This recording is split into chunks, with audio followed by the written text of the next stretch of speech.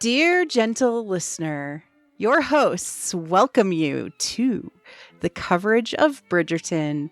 In this very special episode, we will be talking about the secondary story of Queen Charlotte. Joining me for this and all of our other episodes is Missy. Welcome, Missy. Hello. I am really excited about this one. I mean, I'm excited about all of them, but this one is my favorite. And so I'm really just so thrilled to talk about it.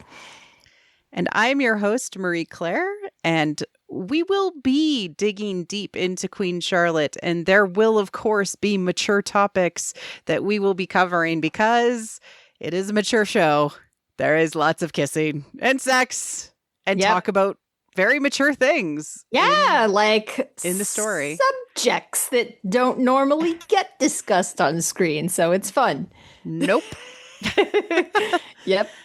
I absolutely loved the foreword for this show when it started up and we get it in Julie Andrews' amazing voice. She's like, fiction inspired by facts. All liberties taken by this author are intentional.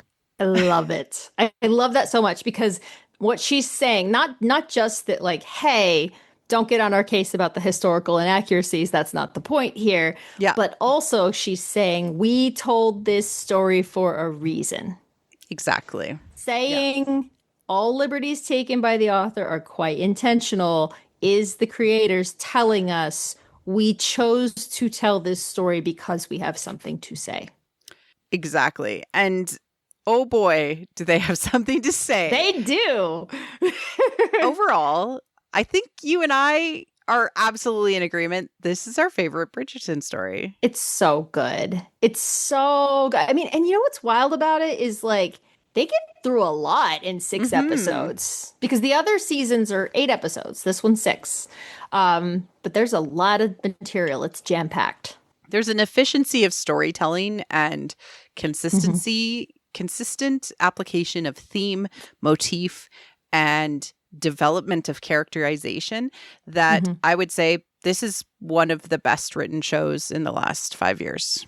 I completely agree. I actually think, with the benefit of having seen this show, at least 3 times now, maybe more, I actually think it got completely robbed at the awards shows because it is just firing on all cylinders. It's just a really excellently crafted show.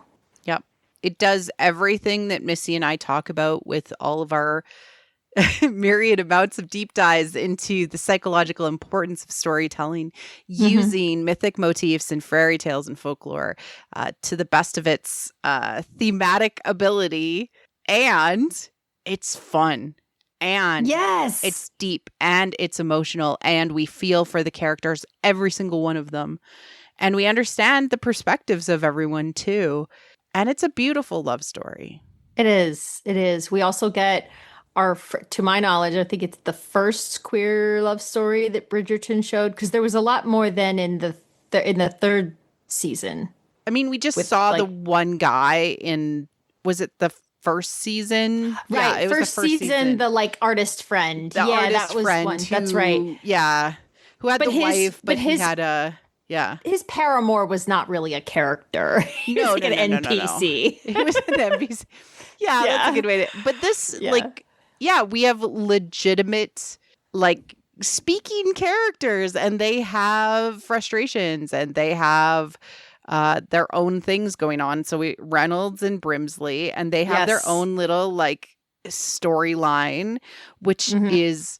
in so many ways foiled and foils. Yes, the foil and foiled, yes.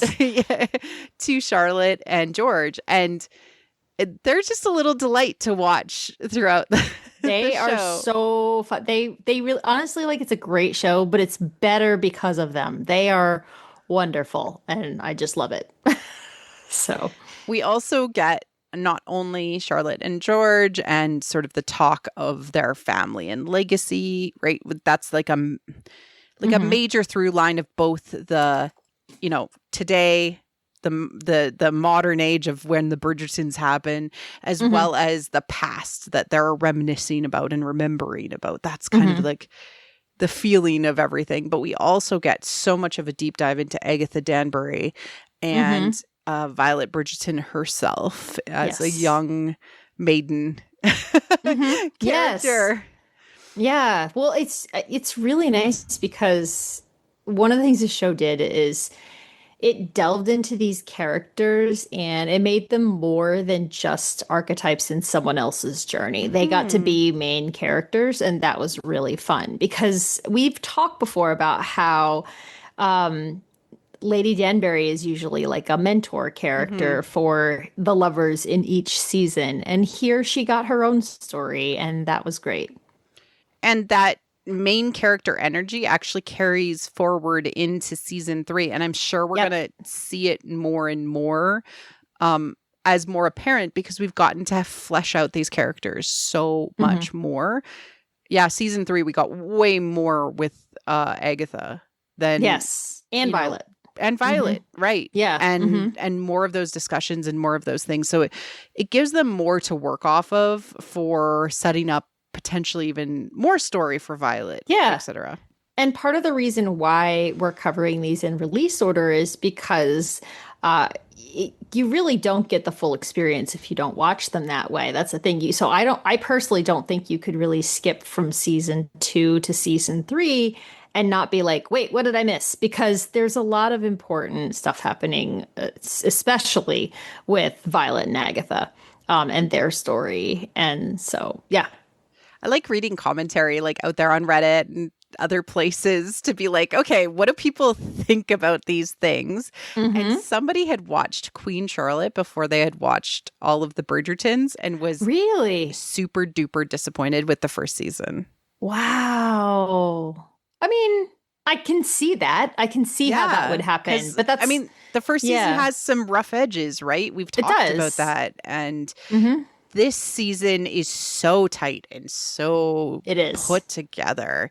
I do want to appreciate that Agatha ends up being this bridge in the season itself and sort of developing as this bridge between not only like a best friend character, obviously, for Charlotte, but also as a future best friend for Violet, and ends up sort of, you see all of the build of those two roles that she plays in Bridgerton, and it just really feels very satisfying to see her step into those roles and earn it. Like, there's a line, Princess Augusta, George's mom, she's like, I was hoping that you would be a better adversary than this. Like really like step into your power. This is your life. You're allowed to have main character energy. And she really does. Yeah. Well, I love it because to your point, when we see Lady Danbury in the sort of main storyline, seasons 1, 2, and 3, we are seeing her. Part of the reason she has that mentor role is because she has all this experience, and she alludes to that when talking to Kate, right? Because Kate's like, I could be like you. And Lady Danbury's like, you could not be like me because I have lived a life. And, and so what's cool is understanding she wasn't always the person that she became. She had to start somewhere else. And what happened and what did she do and what choices did she make that transformed her into the version that we see in, the modern day of Bridgerton. So it was really, really nice to be like, she's a very appealing character from the get-go, but she's not really kind of jumping out there and claiming her due until she learns how to do that. Exactly. Yeah. So, for Charlotte and George, of course, we have the inheritance crisis that is a major theme of the modern Regency era. And then we have sort of the stability crisis, which is, George needs to stabilize his crown because he hasn't even been had gone through his coronation like that. That's literally like he's not even technically king in the legal sense, although he is the king by that point. Right, but they make a reference to like she had to secure his position as king, his mother, and so it's especially because of the fact that he did not succeed his father. His father died fairly young, which means he succeeded his grandfather. So it was clearly not, and I don't know the history of this, but like it was clearly not a guarantee that he would in fact be king, and so there is this whole question of can he be king? Is he fit to be king? Is his wife fit to be queen? All these other things. So it is, definitely a stability crisis. And it's sort of, they mirror each other, they reflect each other in like, what is the meaning of all of this, all of these troubles and all of these problems that we've gone through in both timelines. And I just love it. It's done so well. So good.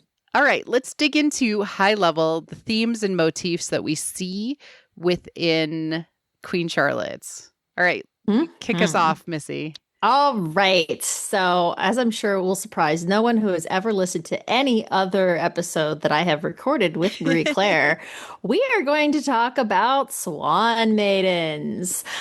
So, just to back up a little bit, swan maidens are usually an enchanted bride, maybe an animal bride. She can be a fairy, she can be any number of different creatures. And in this instance, she is sort of the magical bride that comes to George from this far off land.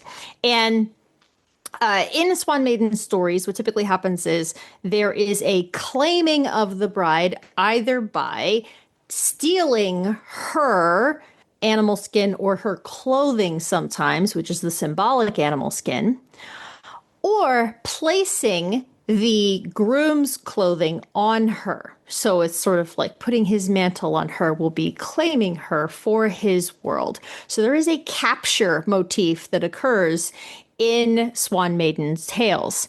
And then typically at some point, there will be a broken taboo by the husband. She will flee back to the other world. And a typical ending for a Swan Maiden story is tragic. They don't return. We'll get into this, but they turn that story on its head a little bit here. Now, Star Bride or Star Lovers is a Swan Maiden variant. And this is when the bride is a celestial bride, usually. Actually can be either lover, so it doesn't really matter whether it's the bride or the husband, but one of them is a celestial lover. And so there are some similar motifs. A lot of times they still have the clothing or the animal skin, and they have to be claimed. There's actually a version where her wings are stolen, so she can't return to the stars because she doesn't have her wings. And if she retrieves her wings, then she's able to fly back up to the sky. And so you get this a lot. And typically this is about the relationship between earth and sky, that they mirror each other, that they are necessary for one another. The earth needs the sky needs the earth.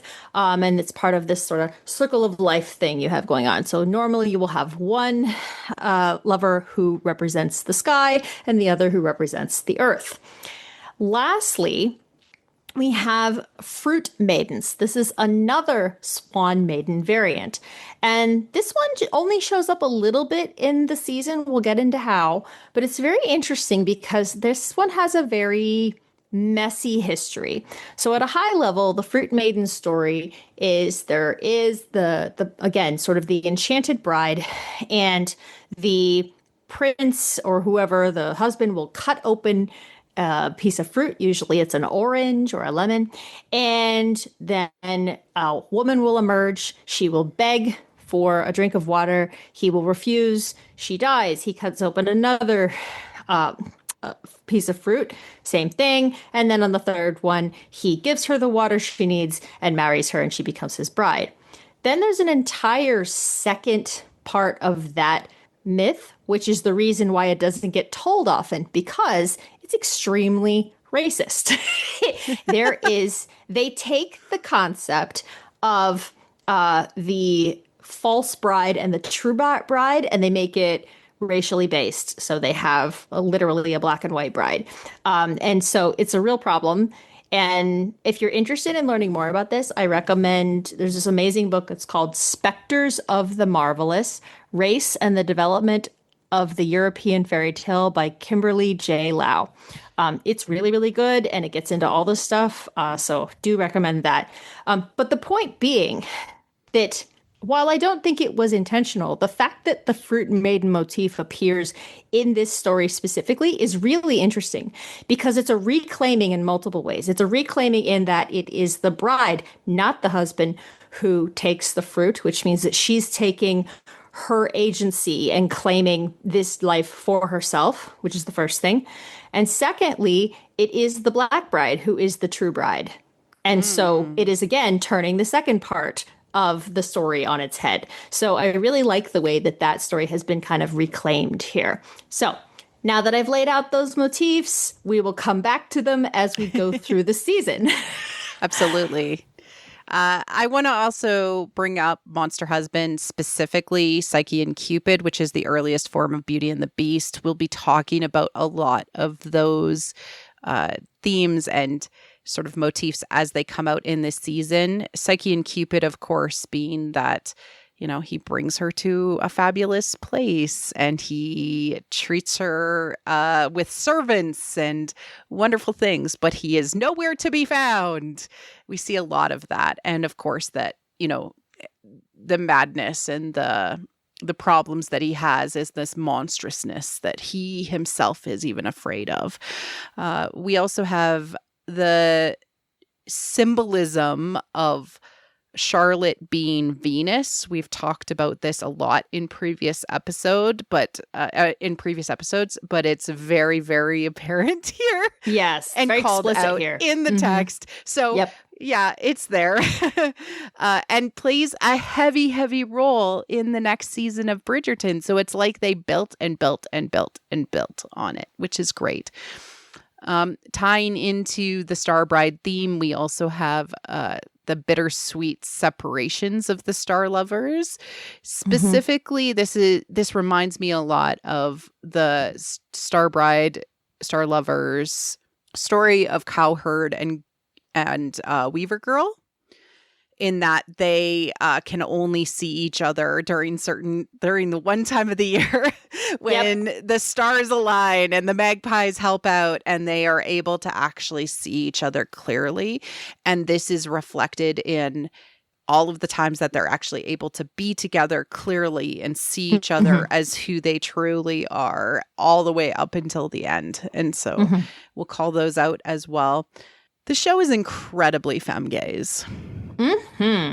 Very. It is, there's all of the motifs about seeing and feeling and understanding emotions. We get lots of close-ups on Charlotte's face. We get lots of close-ups on Agatha Danbury's face. So we see the emotions that they are going through. And then we also have both Charlotte and Agatha gaze at their lovers. Yes. And appreciate them. And then they are perceived back by their lovers. And specifically, we see George's perspective in that. And that means that it meets all of the criteria of what we would consider to be a femme-gaze story. So it actually does give us that feeling lens that we like to see in story that actually speaks to a more feminine psyche. And of course, we have big heroine's journey energy, of course. Yes. Throughout this whole thing. But just excellent. If you're calling on all of this list. Yep. Quite a list for 6 episodes. Like, wow. Right? Right. All right. Let's dig into the story. So the first episode is Queen to Be. And we start out, of course, with the big betrothal proposal that Charlotte doesn't have any choice in.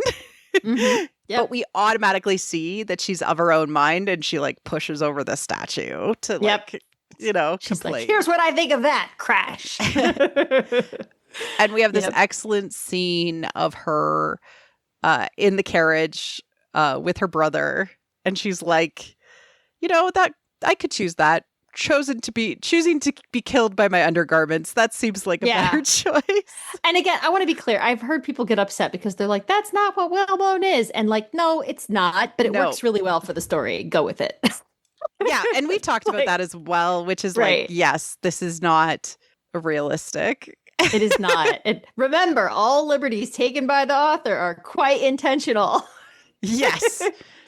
That should be the foreword of like all of the seasons. But I get it. And I also love that you immediately get an impression of her brother's personality, Adolphus. Like he's so uptight and he's doing his best. He is, but he is really uptight. And I do like that later she calls that out. She's like, oh yeah. She's like, you met my brother. He's really uptight, isn't he? It's really funny. So exactly. I love them. They have a really fun, interesting relationship because they're very, very much at odds because she doesn't like that he kind of owns her destiny. You know? Yeah, she should have the choice in her outcomes. And I think that drives a lot of the story is her sort of choosing what she wants. Yeah. Well, and you see it because she gradually moves more and more toward like, actually, no, I'm not going to do whatever man told me to do. I'm going to do what I want to do. And so she ends up sort of just rejecting, and that includes eventually rejecting Princess Augusta's, machinations as well, because of course I guess she's not the queen mother technically, but whatever, the dowager princess, she is also representative of the patriarchy. She is an example of how like women uphold the patriarchy. So the fact that Charlotte eventually pushes back on her as well, also representative of her sort of taking that power and making her own choices. We flash to the older Regency present Queen Charlotte, who is awoken by a doctor, and she immediately rushes to think, oh, the king is sick. The king is dead. Right. Right. But the doctor's, no, the king is well. And then she's wait a second, who did die? And it's the worst case scenario that she didn't see coming, which is that the Princess Royal, who is her granddaughter, has died in childbirth. Right. And Lady Whistledown points out that it is the coldest of all seasons right now, including for Queen Charlotte. And we get this just amazingly acted scenes of her like being like sorrows, prayers. Right. And then like having to deal with sort of this idea that like even though they have 13 living children, they do not have an heir past that. Yep. Yeah. And so it's like failure. Yeah, it's failure. And what it does is in her mind, it invalidates everything that she has suffered with George. It's like, why did I do all of this if it's all just going to end? Right? Exactly. And so that's kind of what's happening and why she gets pretty intense about getting that heir. And we have like sort of the first formation of an archetype in the older Queen Charlotte. We see her being a sorceress. And of course, she is a queen phase, right? So the queen is all about family and about protecting that family, but she is doing it in an extremely negative and aggressive way to protect both her and King George's legacy. King George being the sick king archetype at this time. So he is sort of, not able to have the reins of the kingdom, of course, at this point. Right. Yeah, that's why it's the Regency period, because, his son was the regent at the time because he was incapacitated. So so the modern day episode is really interesting. But if we go back then to what's happening on Charlotte's wedding day, when she meets with the Dowager Princess, she says that she has her own wedding dress. It was made for her, especially in Paris. It's got all these wonderful, modern features. And Augusta's like, no, we're going to dress you in a proper English gown. And so they take away her gown, her animal skin, and put her in the clothing of the king's world, which is the boring English gown that she hates. And so this is her being captured for his world. Her power, her own cloak has been removed. And so if she wants to reclaim her power, she has to get the dress back. Yeah. Mm-hmm. And as she's getting ready in this new outfit, no one will talk of the king. He's like, what kind of person is he? He is the king. He's great. And these are all the signs of monster husbands. The servants, you think Beauty and the Beast, the servants are helping her, and he is hidden away because he's monstrous or whatever. And so she actually calls it out. She's like, I'm apparently betrothed to a troll. Yep. Yeah. I think he may be a beast or a troll. Yeah. So she literally calls him a beast, which is fascinating. That they actually, again, it's in the text, which is just wild. So what does she do? She does what swan maidens always do, and she flees. She's fleeing. She runs away. She runs away. And she runs to a wall, which is like perfect because, symbolically it's all, she's a celestial bride. So she wants to climb to escape. She wants to ascend. Yes. Yes. But she can't quite in those shoes because she's been captured. Mm-hmm. Yeah. What I love is that she's actually trying to climb like a miniature wisteria. Right, which of course is representative in Bridgerton. Love, romance, longevity, and it's micro, so it's sort of thematically. This is the history of how this is developed and everything. Exactly. Like that. And George comes across her in the garden, in the maze, because he is kind of like a beast that is coming out of the maze. Exactly. I didn't even think about that. You're totally right. Yeah. So it's like a Minotaur moment. So so he comes out and he's like, what are you doing? And she goes, I think he may be a beast or a troll, help me climb up. And of course, then he reveals his identity and that he can't help her escape. And so, but then she says, why I'm marrying someone I don't know. And he said, what do you want to know? Yeah. And she says she wants to know everything. And so then he shares his interest with her, science, especially astronomy, the stars in the heavens.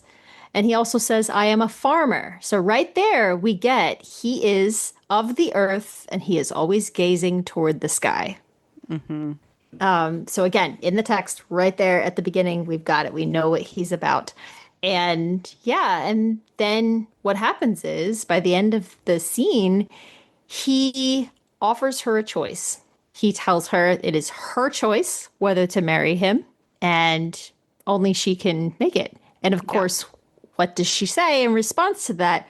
Well, then I'm going to need a change of clothes. What is she doing? She's reclaiming the gown. She's reclaiming her animal skin. So when she appears at the wedding, she is wearing her gown. And I want to point out, she also, rather than her hair being in these perfectly coiffed ringlets, she has a more natural textured style. So she is also, in addition to being in her own gown, she is in her own hair. She's in her own body. She is who she is. She shows up completely authentic to that wedding.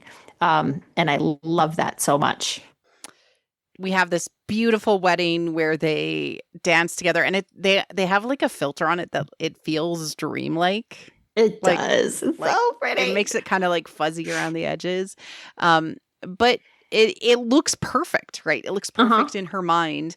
And then he's like, get in the car or get in the carriage. We're going to go to your house. And she's like, our house? And he's like, your house. Your house. Yeah. They go to Buckingham House and he flees from there. Yeah, well, he betrays her, which is one of the taboos that the husbands often break. The beastly husband will break. They will, frighten her or, mistreat her in some way. Abandon her, whatever. So, like, he betrays her. And so, but then he flees. So it's sort of like you get a little bit of role reversal here. So the fact that rather than fleeing, she actually returned, took back her animal skin and chose to marry him, which is not the pattern that it usually goes in the story.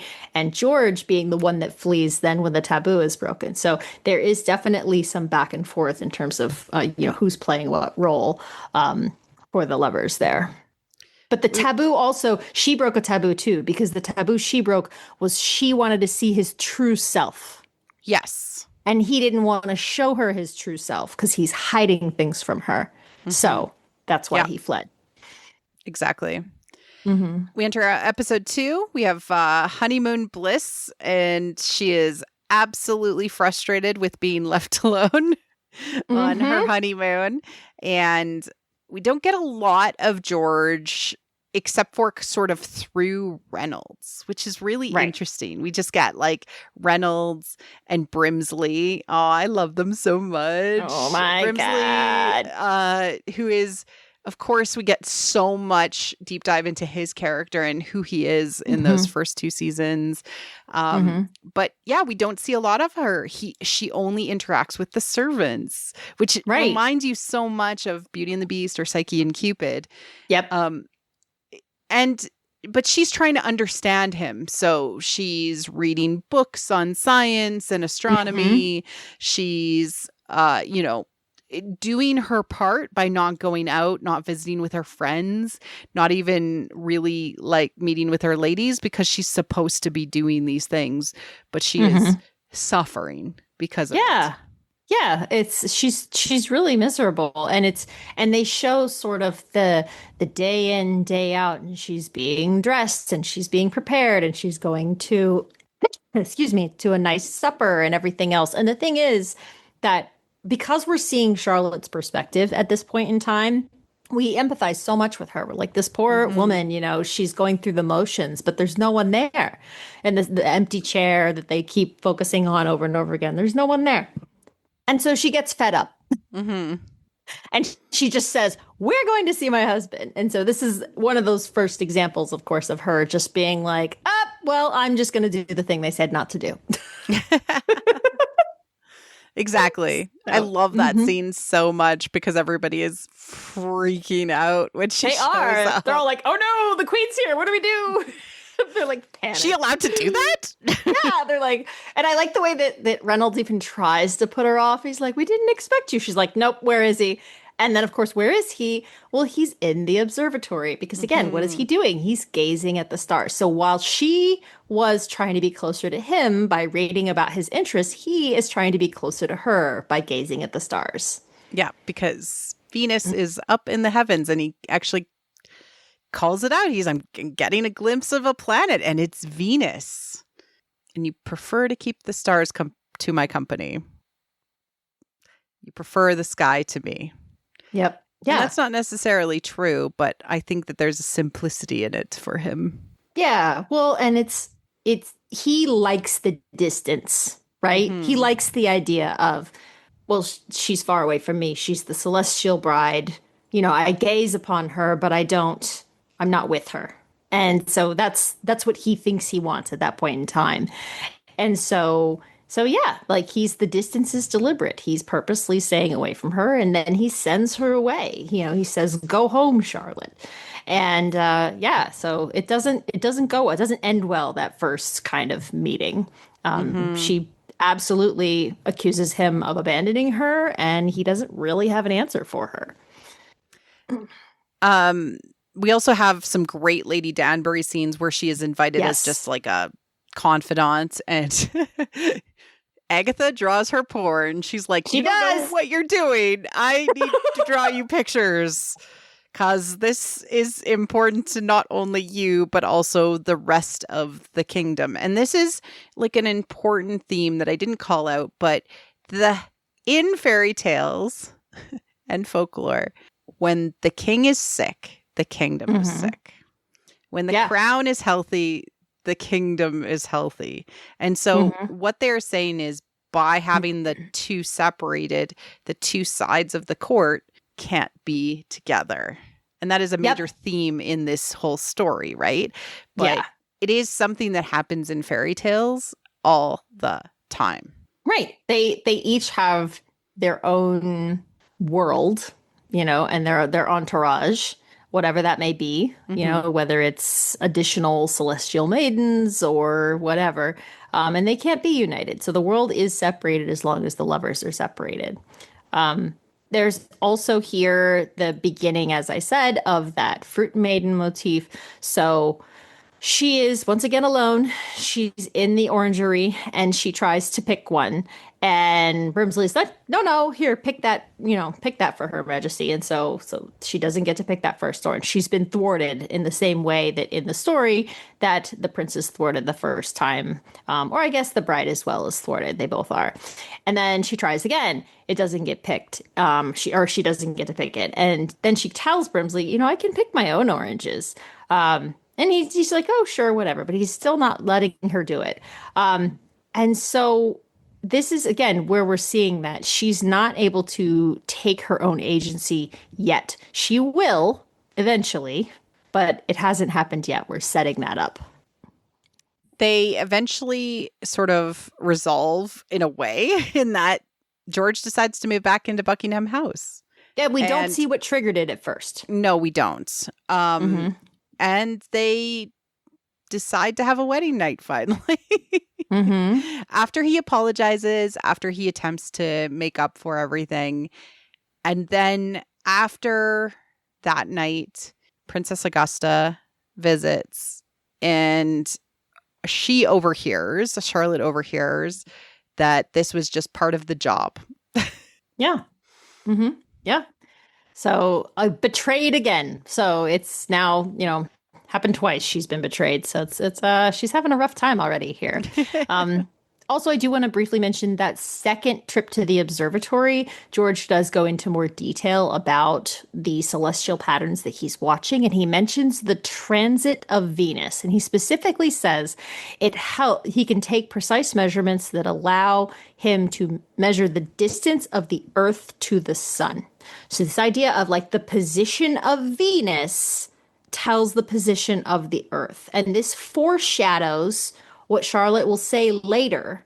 I will stand between the heavens and the earth, and I will tell you where you are. So this is really important because she is Venus. The transit of Venus is her. And so when he kind of obsesses about the transit of Venus later in the story, that's what this is that he doesn't know who he is or where he is or anything really without her. He needs her in order to be able to understand where he is in the cosmos.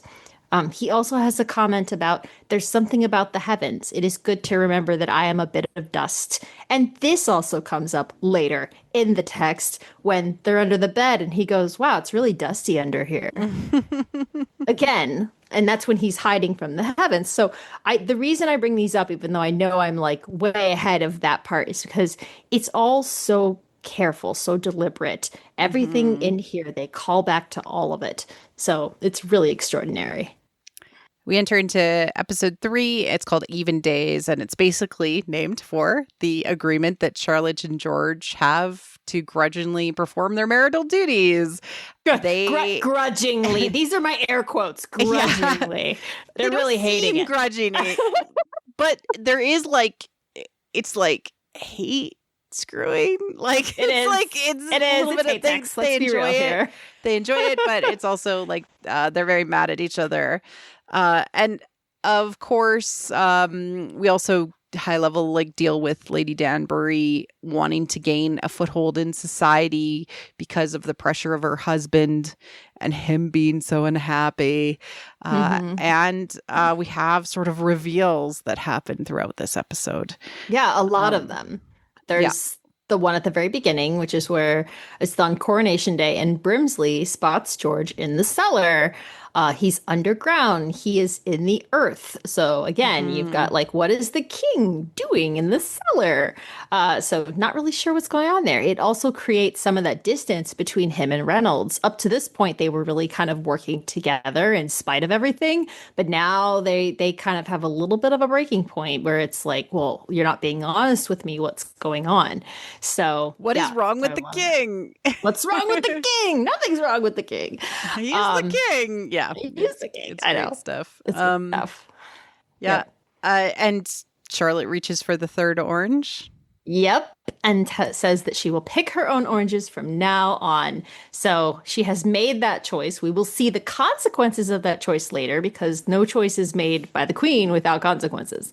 So we will see that. But yes, we have at least come to the part in the Fruit Maiden story where she takes her own orange. You might say it's come to fruition. Sorry. We get ultra femgazy moments in this with regards to the sex, as well as to Charlotte herself, like oogling George with his shirt off in the garden. Yeah. It's great stuff. It's really funny. She's so distracted by him. Lady Danbury's like, hey, there's important stuff going on over here. It's Mozart. We need you here. Yeah, she's like, why are you not paying attention? And she's like looking out the window going, ooh, he's got his shirt off. So fun. It's great. It's a delight. We also have great scenes between Brimsley and Reynolds. Oh. And we have this wonderful moment where Charlotte asks George for help because Agatha has asked her for help, right? Remembering the rest of everything that has happened, that they together do have responsibilities to their kingdom. Yep. And they show up. They say that our palace walls are too high. The palace walls are too high. And so she takes him to the Danbury Ball, and they dance at the Danbury Ball, and it is perfect and beautiful for a moment. And we just get this again, whenever they dance together, it feels dreamy. It's really every time well done. Yes. Well, and that's so good because it's also like, yes, this show has lots of sex, but like the moments that they are in communion are the moments they dance. So it's really, I love that. It's beautiful. And it's very Regency romance to have the dances be these critical moments, where they are so close and, the closest that we see them in the story. Exactly. So yeah, love it. We get Lord Ledger introduced to Agatha, and they have that great dance. And finally, Lord Danbury dies. Yep. Oh, no. Didn't happen to a nicer man. I know. I really love the way that they really play it up. What's the lady's maid? Her name? I forget what her name is all of a sudden. Cora, that's it. Okay. So so Lady Danbury and Cora, they really kind of play up. They're like, oh my gosh, what's happened to my husband? Oh no, my lord, blah. And I love that all the other servants are standing outside the door, like rolling their eyes. They're all like, oh, please. They know what's going on. Give me a break. So I enjoy that part. And it's the pregnancy announcement to George that kind of triggers. Yeah. Is like, I don't know. But we don't know that yet. We don't know that yet.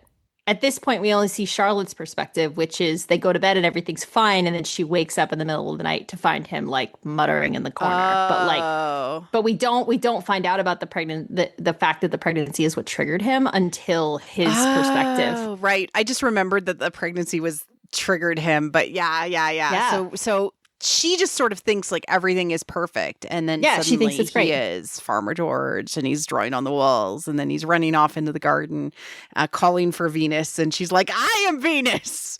Yeah, I was in the sky, and now I'm here, and now I'm going inside." Right. Yep. Yeah.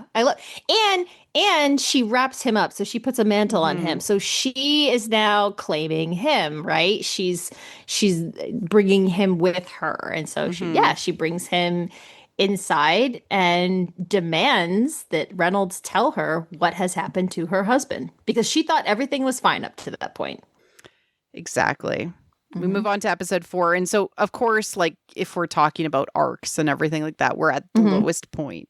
Right? This is the lowest point. This is the hardest thing they've seen thus far. Episode 4 is called Holding the King. And the perspective shift to George's perspective.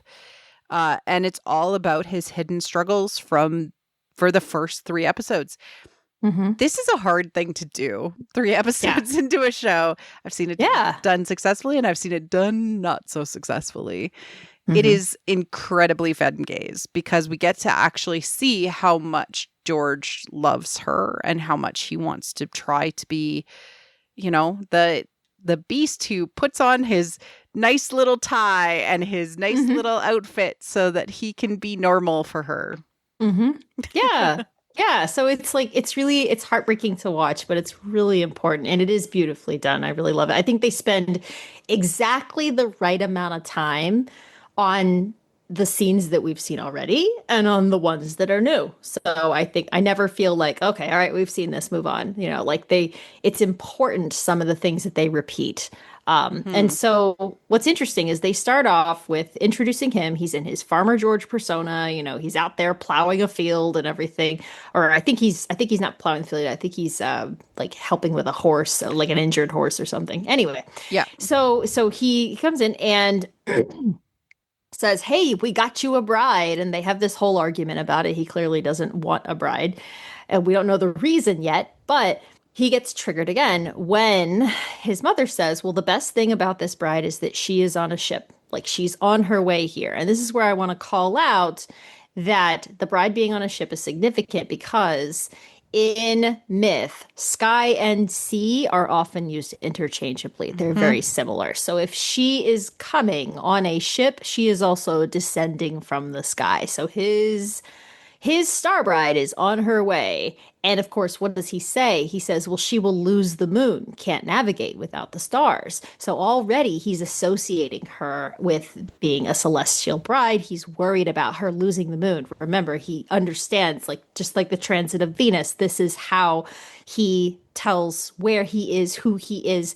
You have to be able to navigate by the stars and celestial bodies. And if he doesn't have that, he's lost. And so he breaks down and he has, this moment where he loses touch with reality and we start to see into what life's been like for him. Hmm. And he's enlisted a doctor.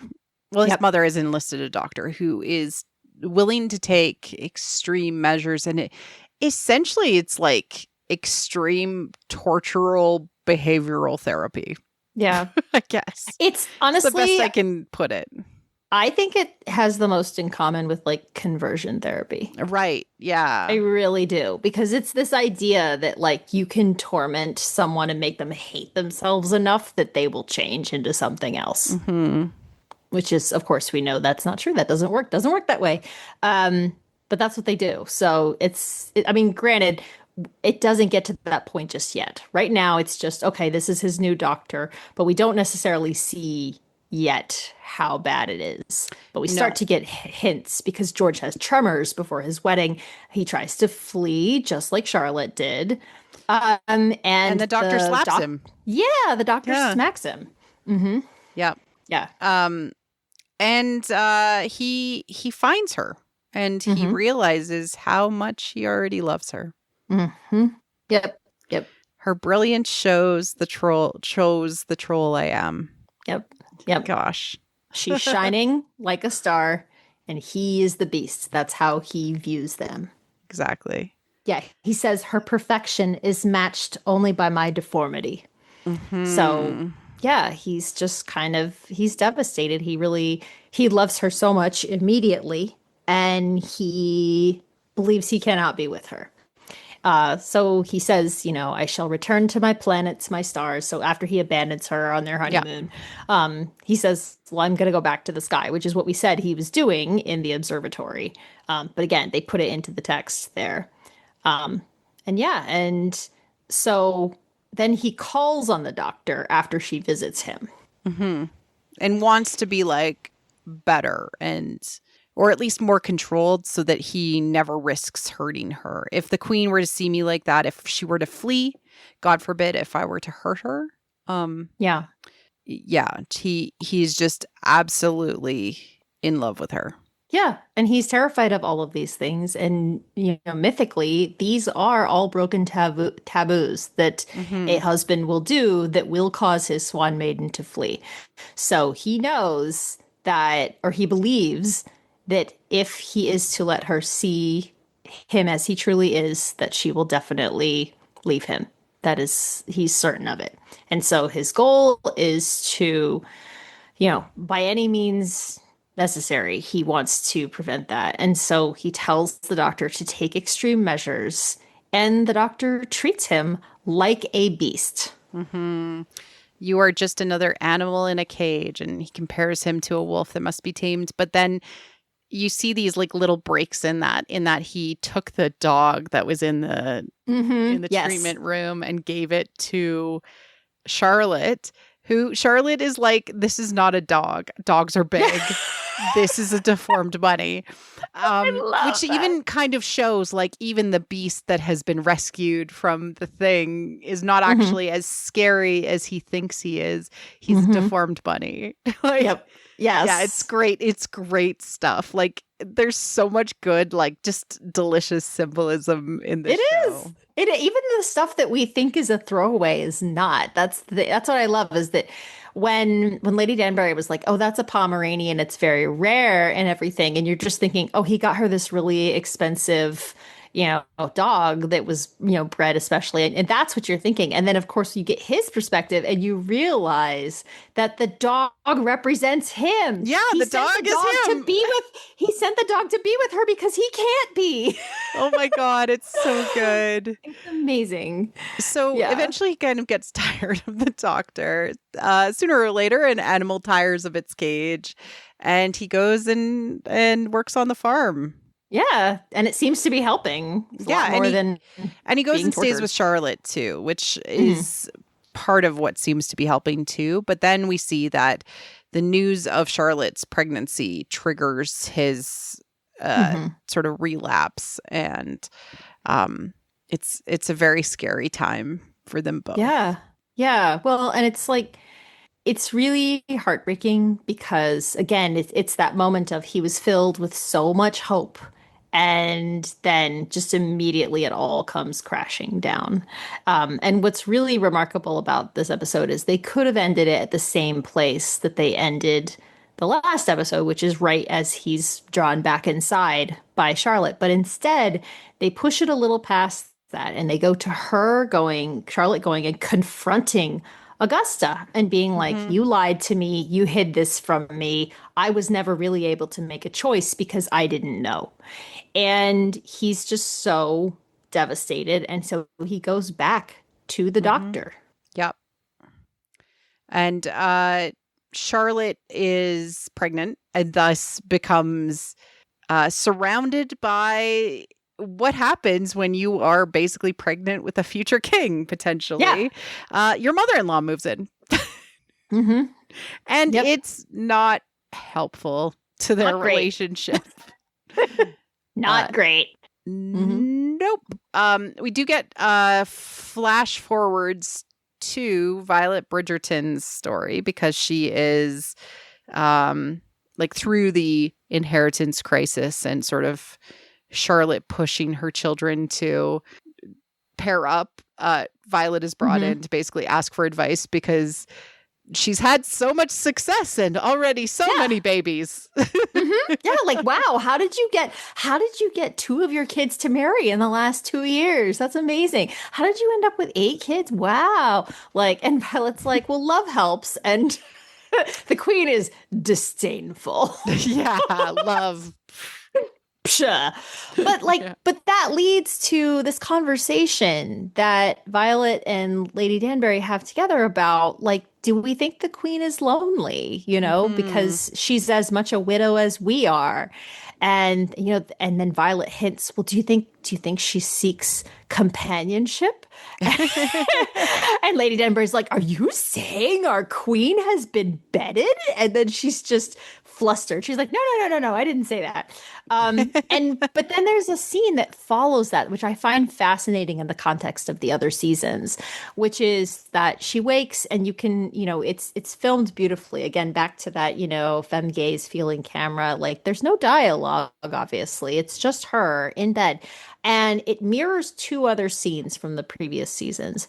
In both of them, she would awake in bed and place her hand on the pillow where Edmund would be, and she's facing toward where he was, and clearly like she's missing him. She's facing toward the empty side of the bed.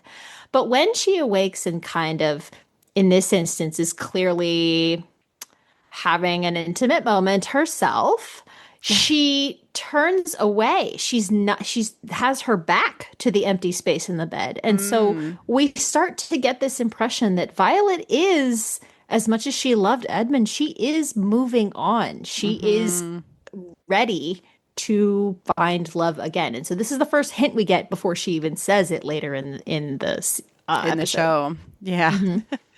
But yeah, she's horny. She's super horny. Oh my God, I love it. Horny Violet is hilarious. I'm here for it.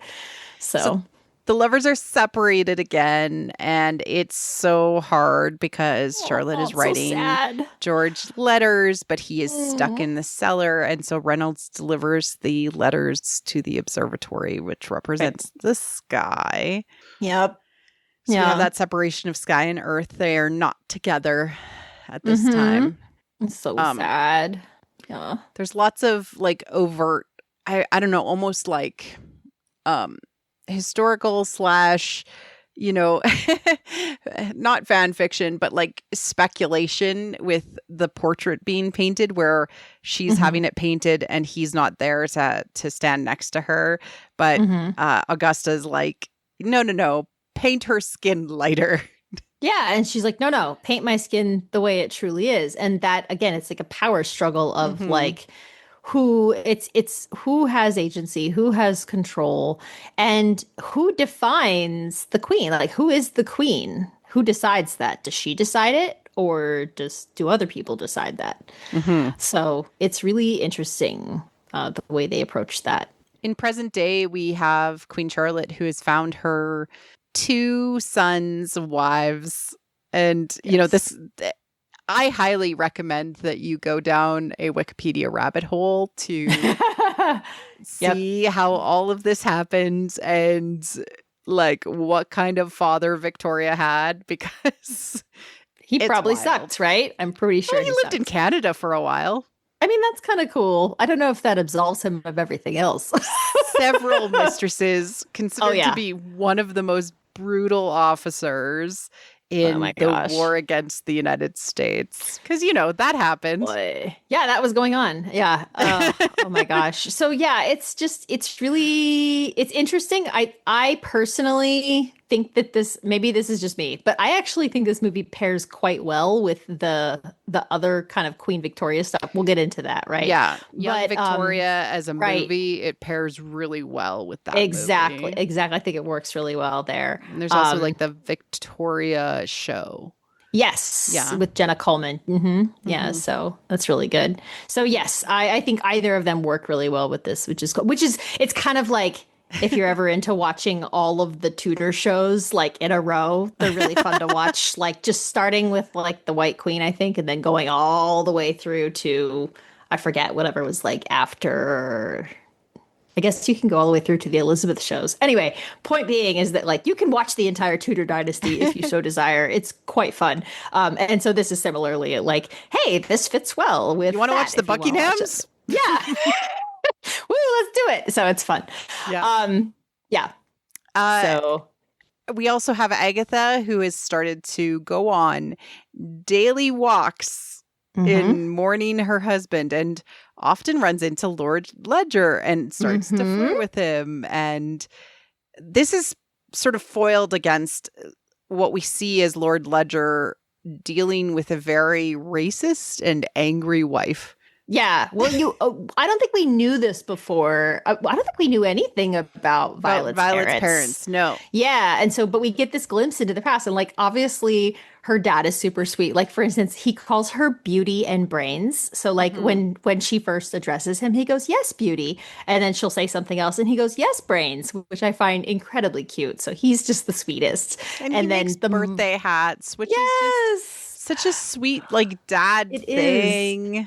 It is. I love it so much. So he's wonderful. And his wife is the worst. Yeah. And she's also one of the ladies in waiting for Queen Charlotte. And it's always like, ugh. Yeah. And she doesn't like the queen, and she really hates Agatha specifically, and is always like throwing her under the bus or whatever. And so, yeah, she's kind of awful. But yeah, so Agatha's going on these walks. She wants solitude, she tells Coral. But yeah, she's not getting solitude. She's hanging out with Lord Ledger like all the time. They're flirting a lot. Exactly. So, it's fun. Yeah. And Charlotte's really, really suffering with this. And she's super duper pregnant. Like, Yeah. I remember what it's like when you're pregnant and everything feels like it's like against you. Oh my gosh. It's those last, I mean, so you'll hear a lot of times from pregnant women that they hit a point where they say they're just done. Just I need it to be over. And so she's basically at this point of pregnancy and she's been completely abandoned by George. He won't answer her letters. There's a whole thing where she's like calling on her brother because she wants him to take her away. And she's, and Brimsley, of course, is panicking because he's just like, she's gonna leave, she's gonna go. And he's, like desperate, telling Reynolds that he needs help, and Reynolds is not helpful. And so it's rough. Yeah. And so Augusta tells her one night that, hey, you did your duty, you did what you need to do, and you don't have to ever have to see my son again if you don't want to, until we need another heir. And Charlotte just realizes, like, not only is she just a womb to these people and nothing else, but also, like, no one cares whether she loves George. And that's just sad for her because the reason she stayed is because she loves George, but no one cares. In that way, they also don't really care about him. Yeah, exactly. Yeah. And that hurts her too, because she's like, you would rather him be like mistreated and miserable and away from me. Right. And so she's walking down the hall really slowly, and Brimsley is behind her where he always is. And she just kind of hits her lowest point. She slows down and then just stops walking and just stands in the middle of the hallway. And Brimsley can tell that she's kind of breaking. And he sort of reaches out this hand. And of course, she can't see him. She doesn't see what he's doing. But you get the idea that she feels it because she sort of takes a breath and then keeps going. And I love that scene. I love it because, again, it's another scene with no dialogue. I think that the way that it's staged, again, he's behind her. She never sees him doing this.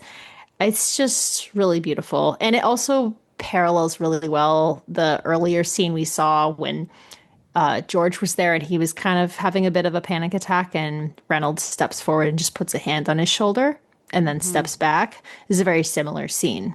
Like, Brimsley's not allowed to touch the queen the way that that Reynolds is allowed to touch the king, but it's a similar scene where they are there to give a supportive hand. Absolutely. So she runs away to Agatha's house. Yes. She's like, I want to go. I'll just move in here. This will be great. Yeah.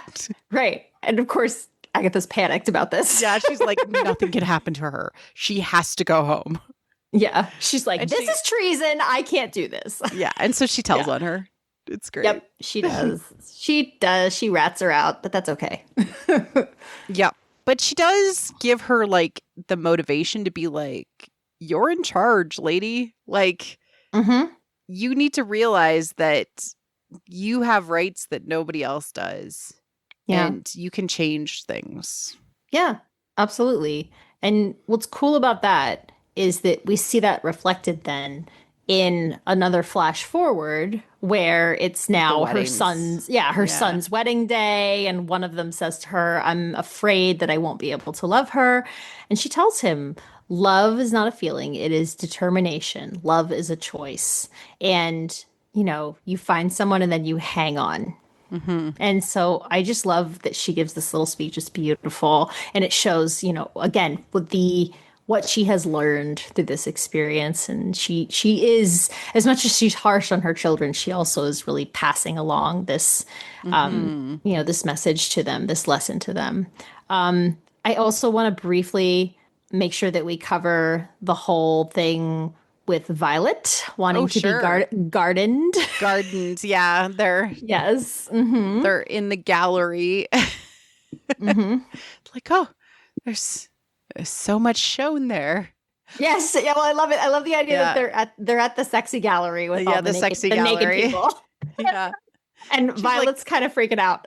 I had a garden with my husband, and then I thought it went away. And now I see this garden is blooming. There's so many metaphors. This woman needs to learn how to talk about sex. Yes. I mean, we know from season 1, right? The way that she tried to talk to Daphne and utterly failed, but she clearly cannot just say things out loud. So now she passes the conversations off to Daphne because Daphne's like, I'm not going to let mother ruin you. Yeah, exactly. I'm looking forward to that when Eloise gets married. That'll be fun. but no, it's so Violet, she's trying to express that, she's horny. And at first she's just mortified that she revealed this to Lady Danbury. But then later, Lady Danbury actually calls her back to the gallery when it's closed. So they get it. It's like a private viewing they get and everything. So they can have this, this more open conversation.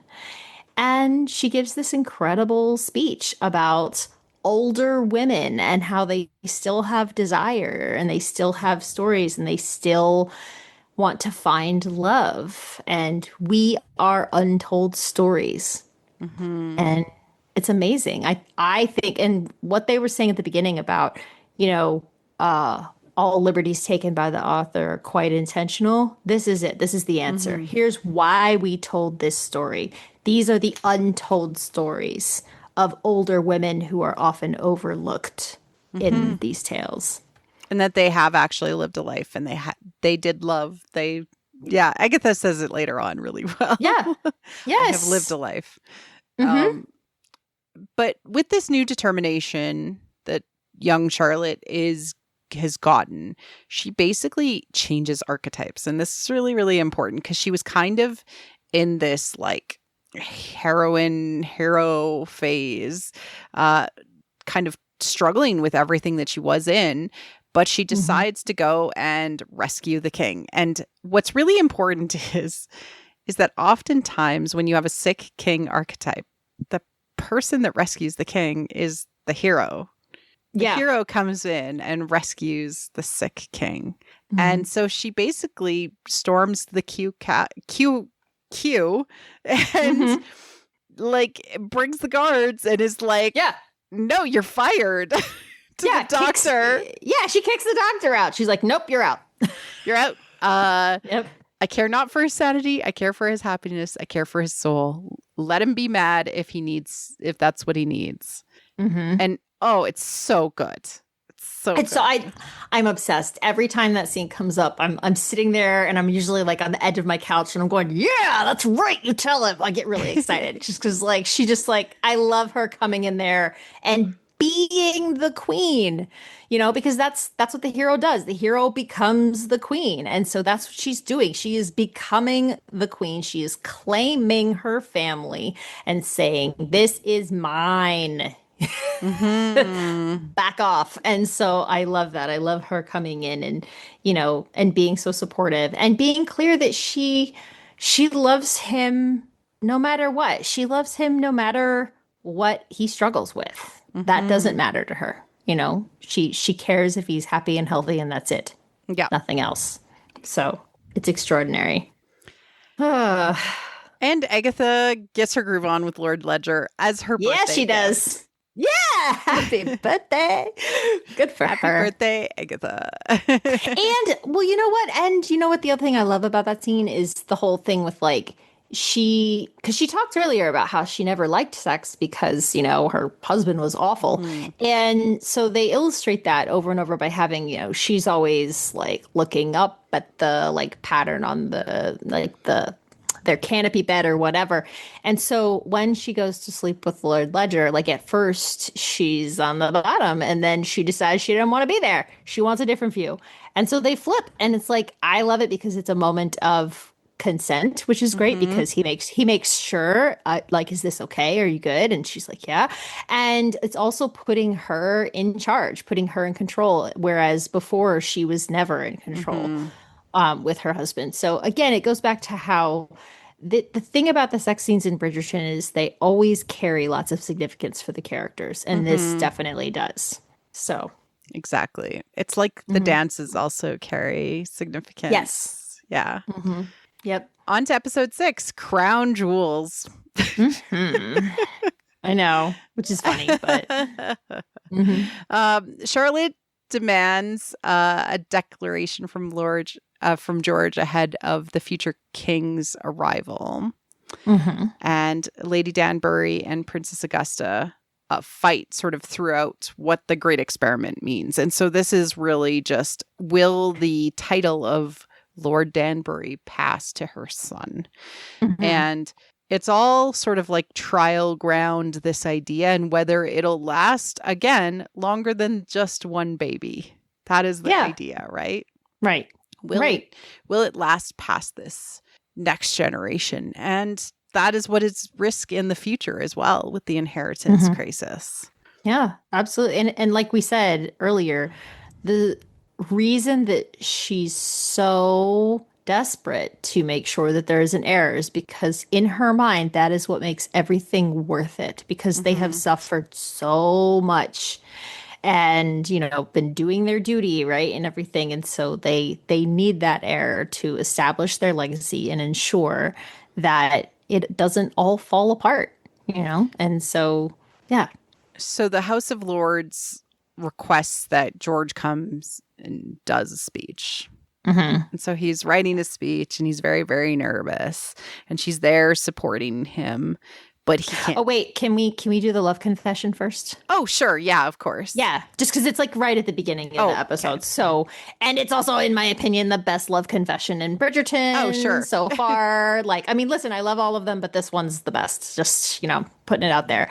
But yeah, she basically walks in and demands that, you know, he tell her, like, I need to know, basically. She says, because he keeps trying to send her away. And she's like, no, I'm not leaving. And she said, I will only leave if you tell me you do not love me. Right. Yeah. Sorry. And so it's fine. It's fine. They have this. So they have this. It's not even an argument, really, because he's like terrified of her because she's up in his face going, nope, you have to tell me you do not love me. If you do that, I'll leave. But otherwise, no. And she tells him she loves him, you know, that it doesn't matter to her, that he thinks all these things are wrong with him, that she loves him anyway. And, you know, then he tells her, well, you can't possibly want to be with me. You know, I'm a madman. I don't, you know, there are worlds in my mind. I don't know what's happening. And so she tells him, I will stand with you between the heavens and the earth. I will show you where you are. Do you love me? And he, of course, responds, I love you. And he says this beautiful line about, my heart calls your name. And Marie Claire, I can't take it. I love them so much. So it's just beautiful. It's so beautiful. And he says that, you know, this darkness is my burden. You bring the light. So it is a beautiful love confession on its own, but also the way that, again, it kind of completes this whole arc of, she is the celestial bride. She is Venus. He is of the earth, and he needs her in order to find his way. She helps him navigate his life and know who and where he is. And so I love it. It's a beautiful moment. It's great. And we have it reflected in Brimsley and Reynolds speaking about spending their lives together. Yes. Oh my gosh. So I love good. It. Yeah. Because again, they sort of reflect what their masters are doing. Yes. If they're fighting, etc. Charlotte goes into labor and she's having a lot of problems because of George makes big babies, apparently.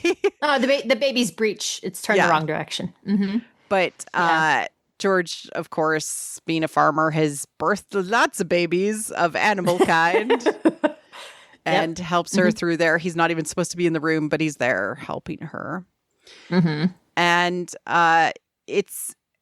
they seem really content for a hot second. Yeah, you think they're going to be okay. So yeah, there's a moment where you think they're going to be all right, and then, but yeah, briefly before we get into what happens with the whole Parliament thing, there was that moment which you alluded to earlier between Agatha and Princess Augusta. It's so good. Yeah. They basically she's like, you're not allowed to cry, because she starts like, Agatha's like really upset, and she's like, you're not allowed to cry, and she brings her out like essentially schnapps, like Yeah. It's so funny. out of She's her, like, I have this imported. I have this imported, and she puts it in her tea and keeps on pouring, and it's like, no, I expect you to be a good adversary. I don't like this. It's a very German thing to have said. It is. It's so funny because she's just like, you're not allowed to give up. Mm-hmm. And it's so good. And so then, Agatha dries her tears. And then, when the queen says, well, how are things going at Buckingham House? And Agatha goes, well, that depends on my son's inheritance. And so she throws it right back at her. And Augusta looks almost proud for a minute. Yeah. And then annoyed. Yeah. Both. Yeah. It's But really that's the game that they play. Yeah. So George is really struggling with this speech that he has to write, and he's having tremors in his hands. And he fails to arrive, basically, as he gets closer to arriving to Parliament. He doesn't get out of the carriage. And he goes and hides under the bed. Oh, which is like adorable. And so Charlotte joins him down there, and it's really cute. And he says, there is no cure. This is who I am. You have half a husband, half a life, half a man, half a king, half a life. If what I have is half, then we shall make the very best half. Together we are whole. Yes. So good. I'm going to cry again. So just to be clear, like this show absolutely makes me cry. There are moments in this one that just get me.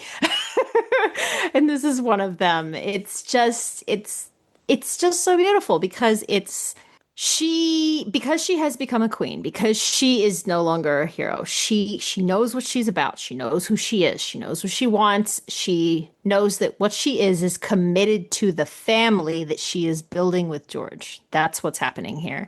And so when he tells her, well, I can only ever give you half, she's like, that's fine. We can make that work. And besides, I'm here. And so with the two of us, we are whole. And so I just think it's gorgeous. It's really what marriage should be.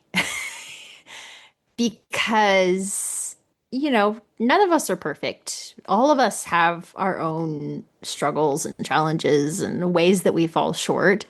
And if you're fortunate enough to find a partnership, it's that person fills those holes in your life, like they are the other half. When people say they're my other half, they mean it. It's true. It's like there are things that I can't do that my husband can.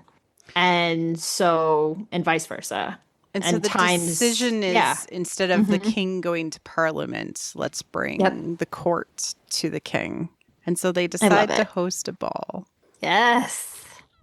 Oh, and they play a Whitney Houston song too, which is amazing. So good. Oh, good.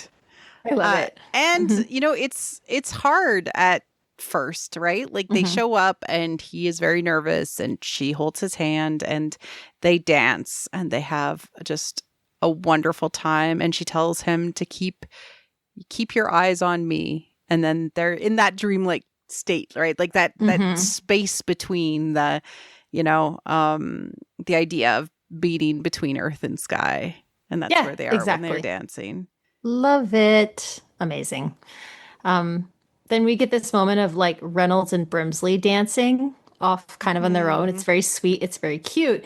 And then they immediately jump from that to Brimsley dancing by himself in his older persona. And we're like, what happened to Reynolds? Where'd he go? And so this is a loose thread on the season. They do not answer the question of what happened to Reynolds. The creators have said that they may answer that question in the future, but not in this season. So very interesting, very, very tragic. I need him to come back. And of course, we have Edward meeting with his mother, with Victoria, to announce that she is pregnant with, of course, Queen Victoria to be. Yep. Yes. Yep. I love it. And Charlotte goes and tells George, who is hiding under the bed. Well, not yet. He's drawn on the wall again, right? Oh, right. He's about to hide under the bed. Yeah. Right. And she, she's trying to talk to him and he's like, no, do not bother me in the sky. And then she knows how she can get his attention. And so that's when she calls him Farmer George, and she goes and gets under the bed and says, come hide from the heavens with me. And so he climbs in with her. And that in that moment, then he recognizes her and he goes, oh, Charlotte, fancy seeing you here. Yeah. And they kiss, and she shares the news. Mm-hmm. And he says, you didn't go over the wall. She said, no, I did not. Oh, I love it. Ah, I love it. So good. Oh my gosh. It's amazing. And I love it because where they are, at the end under the bed like that, they are between the heavens and the earth together. And this is what we are talking about at the beginning about how the lovers are separated and they can only meet. Star lovers can only meet certain times. Mm-hmm. And that's when a bridge is formed. And so what's funny is like the under the bed space is like their bridge. That's where they can meet in these rare moments. But I love that it ends with like, they're smiling. They're happy. And they do something really wonderful with the camera in this, in that when he looks at her, he sees the younger version of her. And when she looks at him, she sees the younger version of him. It's so good. It is so good. It's just this one breaks my heart every time, but like in a good way.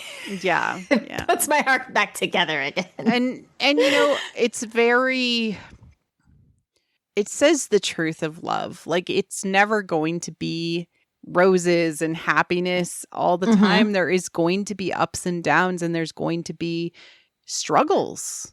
And it absolutely feels true, even though it's all fiction. Yeah. Yeah. Well, I love it because they didn't live happily ever after, but also they did. Yeah. And that's kind of, again, that's kind of what marriage is. They had like 15 kids. Yeah.